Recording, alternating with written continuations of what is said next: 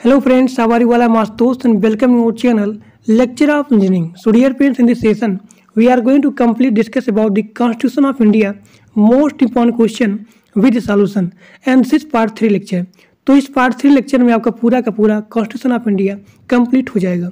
तो इससे पहले जो लोग नए हो प्लीज़ सब्सक्राइब कर लो, और जो लोग टेलीग्राम ग्रुप में नहीं ज्वाइन हो उसका लिंक दिया गया है डिस्क्रिप्शन बॉक्स में और कमेंट बॉक्स में, तो जा करके ज्वाइन हो जाइए। अब यहाँ देखिए पहला क्वेश्चन कि मेमोरेंडम ऑफ एसोसिएशन क्या होता है, यानी कंपनी की मेमोरेंडम ऑफ एसोसिएशन क्या होता है। अब ध्यान देखिए आप लोग, जो यहाँ पे MOA है यानी कि मेमोरेंडम ऑफ एसोसिएशन, इस इंस्टीट्यूशन के जो यहाँ पे होता है संस्था, इस संस्था के बाहर जितने सारे यहाँ पे ला बनाए जाते हैं, ला या फिर रूल, यानी कि किसी भी इंस्टीट्यूशन के बाहर जो यहाँ पे आपका होता है आउटर स्कोप, इसके सामने मतलब यहाँ पे जो यहाँ पे रूल बनाए जाते हैं, जो यहाँ पे ला बनाए जाते हैं, वही आपका होता है मेमोरेंडम ऑफ एसोसिएशन। यानी कि जो आपका कंपनी होता है, यहाँ जो कंपनी है, इस कंपनी का क्या होता है, इस कंपनी का यह क्या है, एक कॉन्स्टिट्यूशन के रूप में काम करता है। कौन? MOA, यानी कि memorandum of association is the constitution of the company. जैसे कि किसी भी देश को चलाने के लिए, किसी भी देश को, यानी कि हमारी कंट्री है, इस कंट्री को चलाने के लिए क्या होता है, कॉन्स्टिट्यूशन होता है, कॉन्स्टिट्यूशन होता है। उसी प्रकार से किसी भी कंपनी को चलाने के लिए जो यहाँ पे ला होते हैं, जो यहाँ पे नियम होते हैं, वो हमारा कौन होता है, मेमोरेंडम ऑफ द एसोसिएशन। तो जो यहाँ पे मेमोरेंडम ऑफ एसोसिएशन होता है is the constitution of the company. अब आगे देखिए, जो यहाँ पे होता है मेमोरेंडम ऑफ द एसोसिएशन, यह कंपनी की क्या होती है, मेन डॉक्यूमेंट होती है। यानी कि मेमोरेंडम ऑफ एसोसिएशन को बोला जाता है लीगल डॉक्यूमेंट, लीगल डॉक्यूमेंट बोला जाता है। यह कंपनी क्या होती है, मुख्य दस्तावेज, यानी कि मेन डॉक्यूमेंट होता है।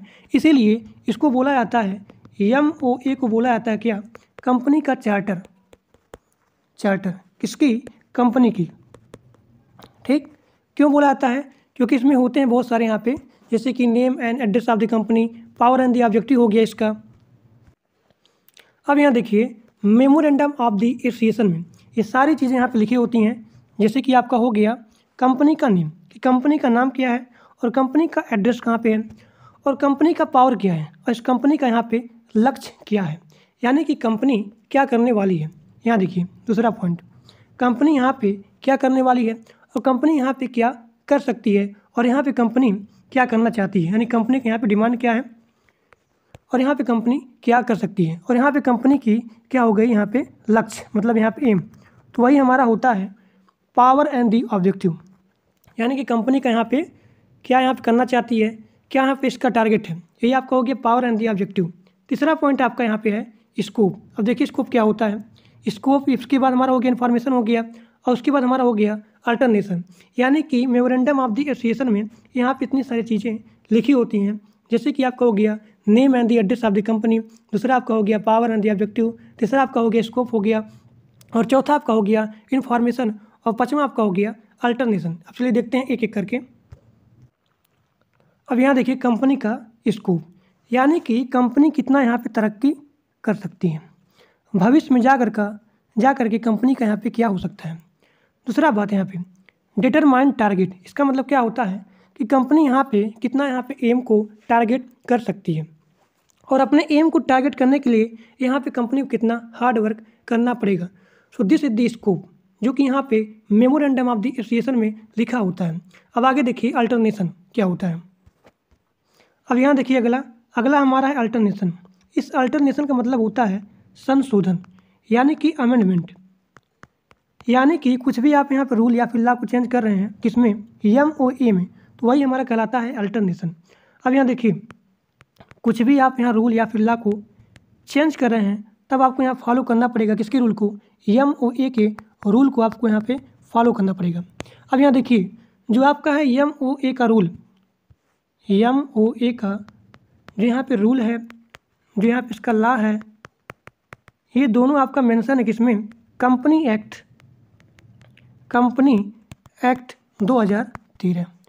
इसी में मेमोरेंडम ऑफ द एसोसिएशन का रूल और यहाँ पे लॉ, ये दोनों आपका मेंशन है किसमें, कंपनी एक्ट 2013 में। अब यहाँ देखिए अगला पॉइंट आपका है इन्फॉर्मेशन। अगला पॉइंट आपका है इन्फॉर्मेशन। इन्फॉर्मेशन इसका मतलब क्या होता है, इसका मतलब होता है जानकारी। यानी कि यह माना जाता है कि यहाँ पे जो आउटर या फिर कंपनी का सप्लायर है, कंपनी का सप्लायर है, यह कंपनी का सप्लायर अगर यहाँ पे डील कर रही है किसके साथ, कंपनी के साथ, तब उसको माना जाता है कि वो सारा चीज़ यहाँ पे MOA में लिखा गया है वो उसको पढ़ लिया है या फिर इसके बारे में जानता है। ठीक, तो यही आपका क्या हो गया, इन्फॉर्मेशन हो गया। अब यहाँ देखिए और थोड़ा सा पॉइंट MOA का, ये इधर देखिए जो यहाँ पे इसका पब्लिक डॉक्यूमेंट होता है किसका, MOA का, it is the public document according to the section 399 जो कि आपका आता है कंपनी एक्ट 2013 के अंदर। तो यही आपका हो गया पूरा memorandum of the association of the company, जो कि बहुत ज़्यादा इंपॉर्टेंट है आपके सेमेस्टर एग्जाम के लिए। ठीक, अब आगे देखिए। अब यहाँ अगला क्वेश्चन देखिए जो कि बहुत ज़्यादा इंपॉर्टेंट है आपका, कि राइट टू इन्फॉर्मेशन क्या होता है। 2005 की जो आपका एक्ट है राइट टू इन्फॉर्मेशन क्या होता है, ध्यान से देखिए आप लोग। अब यहाँ देखिए राइट टू इन्फॉर्मेशन। अब यहाँ राइट टू इन्फॉर्मेशन को पावर दिया गया कब, जब यहाँ पे डिक्लेयर हो गया ह्यूमन राइट्स, इसको यहाँ पे अडॉप्ट कर लिया गया 1948 में, तभी यहाँ पे राइट टू इन्फॉर्मेशन को पावर मिल गया या फिर बल दे दिया गया। अब इसका देखिए और थोड़ा सा पॉइंट। अब यहाँ देखिए राइट टू इन्फॉर्मेशन सभी लोगों को प्रोवाइड करता है right to seek receive information और आइडियाज़ को, किसके थ्रू, मीडिया के थ्रू, मीडिया के थ्रू। ठीक, तो ये आपका क्या हो गया, राइट टू इन्फॉर्मेशन हो गया। अब चलिए देखते हैं राइट टू इन्फॉर्मेशन का ऑब्जेक्टिव क्या है। अब देखिए इसका ऑब्जेक्टिव, यह जो नागरिक होते हैं इन नागरिकों को यहाँ पे सशक्त बनाता है, यानी कि टू एम्पावर दी सिटीजन, और यहाँ पे ये प्रमोट करता है, बढ़ावा देता है ट्रांसपेरेंसी को और यहाँ पे अकाउंटेबिलिटी को, इन दोनों को जो यहाँ पे RTI होता है यह बढ़ावा देता है। अब इसका देखिए अगला objective, objective of the RTI, यह सभी लोगों को यानी सभी everyone participate the democratic process, the democratic process, यानी सभी लोग डेमोक्रेटिक प्रोसेस में पार्टिसिपेट कर सकते हैं। Everyone can participate in the democratic process. So this is the objective of the right to information act. अब यहाँ देखिए क्या यहाँ पे रीजन है, क्या यहाँ फैक्टर हैं, क्यों हम यहाँ पे RTI यानी कि राइट टू इन्फॉर्मेशन को अपनाते हैं। यानी कि जो यहाँ पे होता है करप्शन और जो यहाँ पे क्या होता है स्कैंडल्स, इसका मतलब क्या होता है घोटाला, यानी करप्शन के लिए, और यहाँ पे जो आपका स्कैंडल्स है इसी की वजह से हम यहाँ पे RTI को अडॉप्ट करते हैं। और यहाँ पे अगला पॉइंट आपका है international pressure. International pressure, international pressure, ये भी आपका होता है एक फैक्टर जिसकी वजह से हम यहाँ पे RTI को अडॉप्ट करते हैं।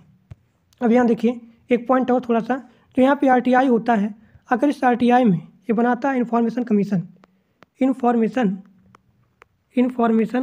कमीशन, तो ये जो आपका होता है यानी कि इन्फॉर्मेशन कमीशन, इस इन्फॉर्मेशन कमीशन में किसी भी लॉ को, किसी भी रूल को, किसी भी लॉ को, किसी भी रूल को इम्प्लीमेंट करने के लिए, इम्प्लीमेंट करने के लिए यहाँ पे ब्यूरोक्रेट्स, नए ब्यूरोक्रेट्स नहीं बनाए जाते हैं, नॉट क्रिएट न्यू ब्यूरोक्रेट्स। ठीक, तो इन्फॉर्मेशन यहाँ कमीशन होता है, इस कमीशन में क्या होता है, किसी भी लॉ को, किसी भी रूल को इम्प्लीमेंट करने के लिए किसी भी यानी कि न्यू ब्यूरोक्रेट्स को बनाए नहीं जाते हैं। अब यहाँ देखिए अगर यहाँ पे कोई भी अधिकारी हो गए, कोई भी यहाँ पे ब्यूरोक्रेट्स हो गए हैं, ब्यूरोक्रेट्स, ये अगर मान लीजिए ये उल्लंघन करते हैं किसका, इन्फॉर्मेशन कमीशन का, इन्फॉर्मेशन कमीशन का अगर ये उल्लंघन करते हैं, इसके नियम को पालन नहीं करते हैं, तब इस अधिकारी लोग को भी यहाँ पे फाइन भरना पड़ेगा, यानी इनको भी जुर्माना देना पड़ेगा। So this is the right to information. तो मैंने आपको पूरा बात बता दिया, इसका बैकग्राउंड क्या है, इसका ऑब्जेक्टिव क्या है, और हम लोग यहाँ पे राइट टू इन्फॉर्मेशन को क्यों अपनाते हैं। ठीक, अब आगे देखिए। अब यहाँ अगला क्वेश्चन देखिए, ई गवर्नेंस।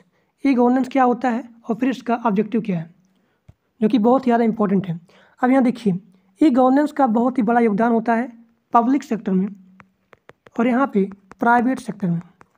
यानी कि ये जो आपका होता है ई गवर्नेंस, इसका बहुत ही बड़ा यहाँ पे एडवांटेज है कि यह यहाँ पे इंश्योर करता है ट्रांसपेरेंसी को और यहाँ पे अकाउंटेबिलिटी को इंश्योर करता है। कौन? E governance. अब यहाँ देखिए, ई गवर्नेंस क्या होता है? E governance is a integration किसका? आईसीटी का, in all the process with the aim of the enhancing government ability to address the needs of the general public.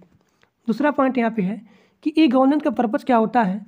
जो यहाँ पे गवर्नमेंट है, सिटीजन है, बिजनेस है, इनके प्रोसेस को सिंप्लीफाई करना।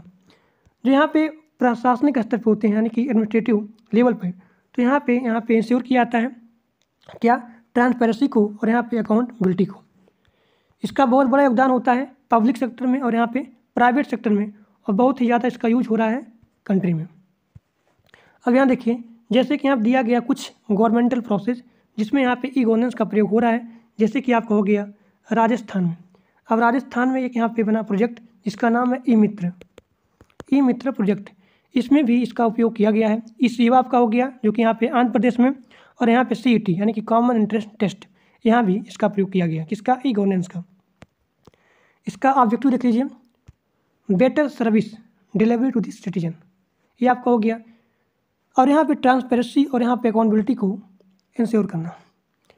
और यहाँ देखिए अगला point, empowering people through information, यानी कि लोगों को यहाँ पे सशक्त बनाया जाए। किसके द्वारा? इन्फॉर्मेशन के द्वारा। दूसरा पॉइंट, यहाँ पे इम्प्रूव करना है गवर्नमेंट में, यानी कि जो आपका सेंटर स्टेट या फिर इंटर स्टेट होता है, इन दोनों में इम्प्रूवमेंट किया जाए। किसके द्वारा? ई गवर्नेंस के द्वारा।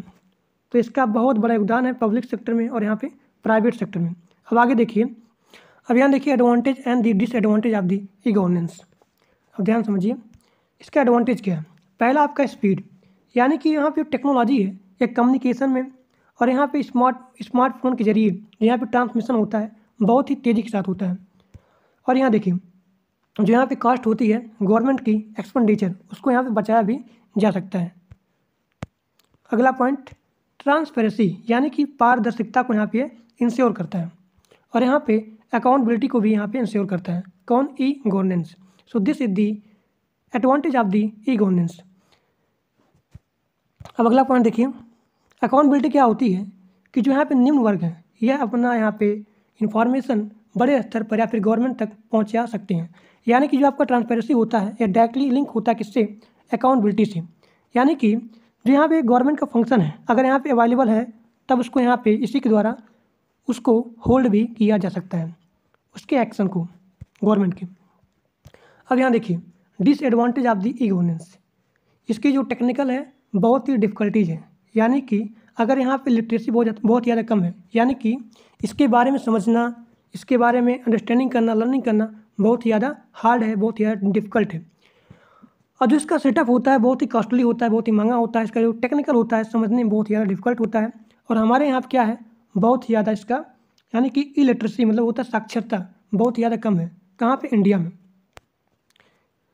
क्यों? क्योंकि जो यहाँ पे ई गवर्नेंस होता है समझने में, अंडरस्टैंडिंग करने में, इन्फॉर्मेशन तक समझने में, लर्निंग करने में बहुत ही ज़्यादा कठिन होती है।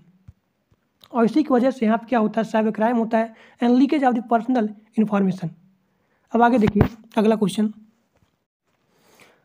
अब यहाँ देखिए अगला क्वेश्चन कि डिजिटल सिग्नेचर सर्टिफिकेट क्या होता है, यानी कि DSC क्या होता है और ये कितने प्रकार का होता है।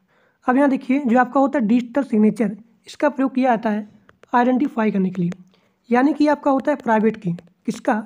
सब्सक्राइबर का या फिर ओनर का। क्या होता है? प्राइवेट की होता है। अब यहाँ देखिए क्या होता है, अब यहाँ जो डिजिटल सिग्नेचर सर्टिफिकेट्स है ये क्या है? डिजिटल इक्विवेलेंट है, यानी कि यह फिजिकल या फिर एक पेपर सर्टिफिकेट होता है। इसका उपयोग किया जाता है यहाँ पे आइडेंटिफाई करने के लिए to access information or services on the internet or to sign certain document digitally, यानी कि जो यहाँ पे अनऑथराइज्ड है यह उसके इन्फॉर्मेशन को प्राप्त नहीं कर सकता है विदाउट आइडेंटिफाई।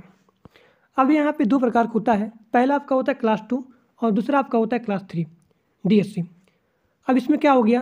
क्लास 2 में जैसे कि यहाँ पे आप ऑनलाइन फिलिंग कर रहे हैं, रजिस्ट्रेशन हो रहा है, ईमेल हो रहा है, इनकम टैक्स फिलिंग हो रहा है, these are the comes under the class 2 DSC यानी कि डिजिटल सिग्नेचर सर्टिफिकेट।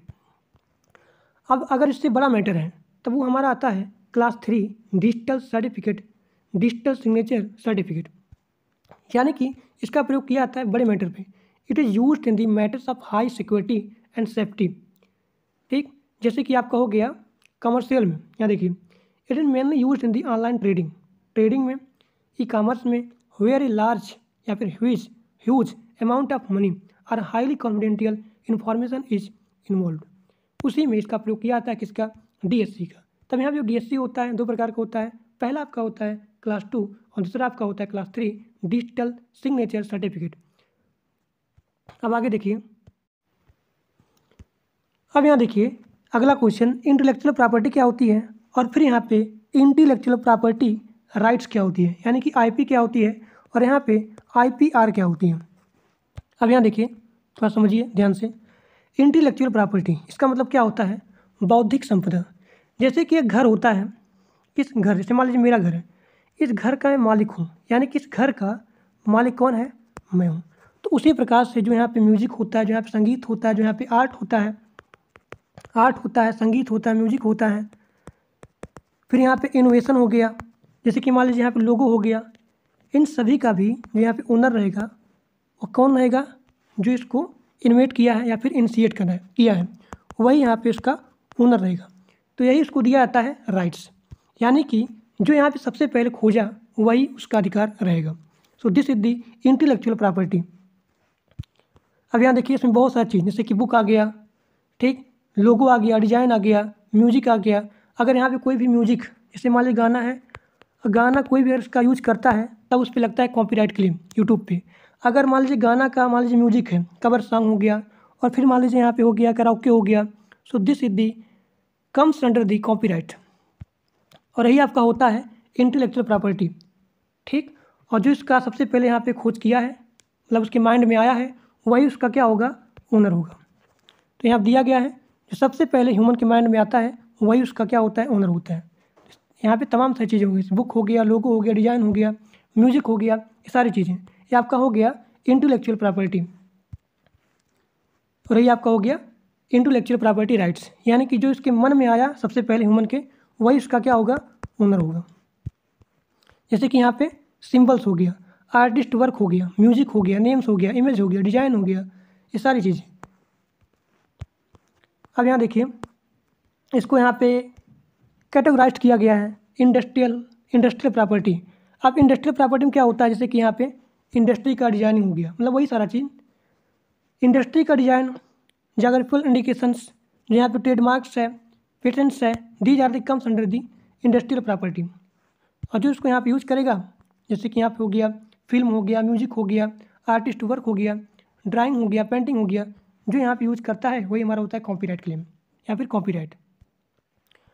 तो आज के लिए बस इतना ही। Thank for watching my video. इतना आपके सेमेस्टर एग्जाम के लिए बहुत ज़्यादा पर्याप्त है। तो अगर क्लास अच्छा लगा तो मैक्सिमम शेयर करिए अपने दोस्तों के पास। जो लोग नए हो प्लीज़ सब्सक्राइब कर लो, और जो लोग टेलीग्राम ग्रुप में नहीं ज्वाइन हो वो लोग जा करके ज्वाइन हो जाइए। तो आज के लिए बस इतना है। Thank you.